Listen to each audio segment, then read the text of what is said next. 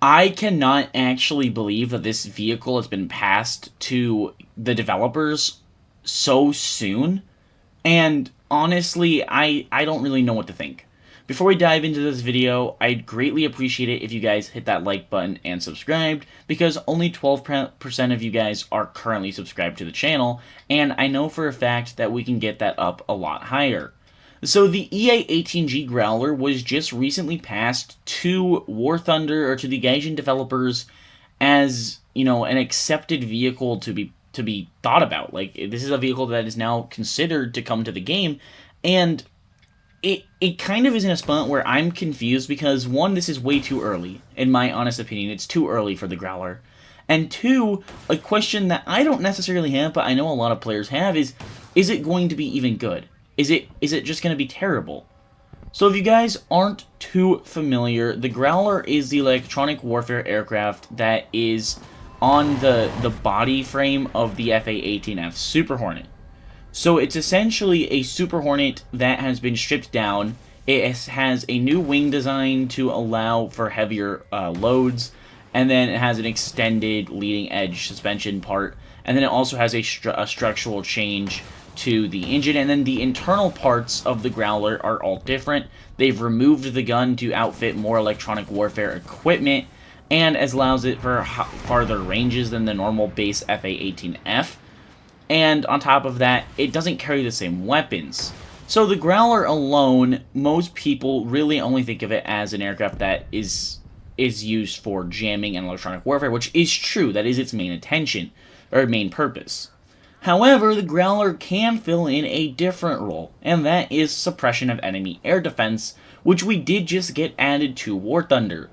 So the EA-18G Growler is very, very capable of jamming enemy radar systems, and then using things like the AGM-88C and the AGM-88G, which also just got accepted to come to the game, or is actually announced by Gaijin that they're going to be adding it in the next major update to counter the Russian anti-radiation missiles.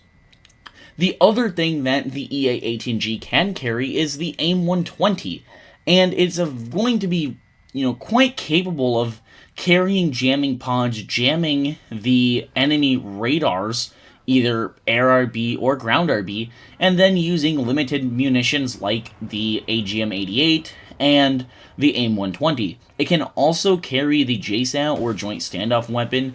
I haven't ever seen it carrying any other ordnance, and I didn't look, too much. I do think it has been outfitted with other sorts of JDAMs, or GPS guided munitions, but I have never seen it outfitted with anything other than that.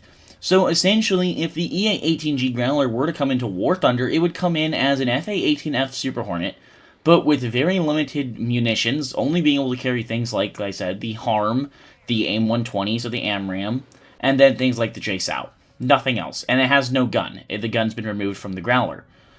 So what you're stuck with is essentially a handicapped FA-18F, until you start talking about electronic warfare capabilities.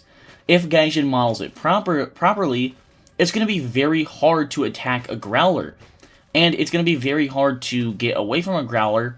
I would not be surprised if this is an aircraft Gaijin gives incredibly limited munitions. I'm saying giving it 4 air-to-air missiles, 4 AIM-120s, and 4 HARMs, but you can't carry them at the same time. And essentially make it to where the Growler almost has no missiles, but it's almost impossible to kill, and it's very easy for it to kill you within the engagement range of its munitions. That would not surprise me. Now, I did say earlier I think it's way too soon for the Growler, and I stand by this. We don't have electronic warfare really in the game. Yes, Gaijin has said they want to add this capability, and I'm sure they're going to this year. It should not start with the Growler. We have so many other platforms, the EA-3B, literally any of the other more advanced aircraft, the FA-18, the F-16 Pobit, the F-15C, the GE. These are all aircraft that in some form have electronic warfare capability. That's just US vehicles too. Keep in mind there's also Russian, Chinese, and every other nation that has electronic warfare. Now, I would not be surprised if Gaijin kind of leans heavily into electronic warfare pods would be the thing that makes the most sense to me, giving these to older F-16, F-15 models, older Su-27s and MiG-29s, and essentially it just be used to jam missiles and make the ranges used against the aircraft significantly less. That'd be my best guess. I want to know what your guys' thoughts are down below in the comments. Are you guys ready for electronic warfare, or do you think it's too soon for the game? And do you guys want to see the Growler added? I think the Growler is a great addition to the game when it actually is able to get added with the full capabilities, and keep in mind that's all still heavily classified, so it's up to Gaijin to decide.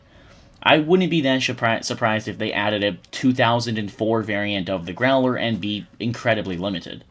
Let me know your thoughts down below. Make sure to hit that like button and subscribe. Hope you guys have enjoyed this video, and I will see you guys in the next one.